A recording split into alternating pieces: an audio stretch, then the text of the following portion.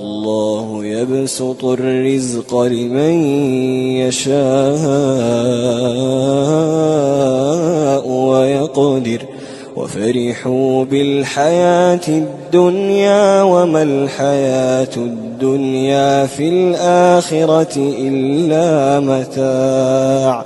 ويقول الذين كفروا لولا أنزل عليه آية من ربه قل إن الله يضل من يشاء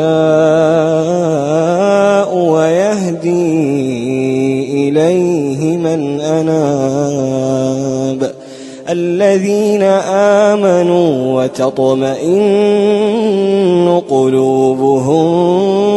بذكر الله ألا بذكر الله تطمئن القلوب.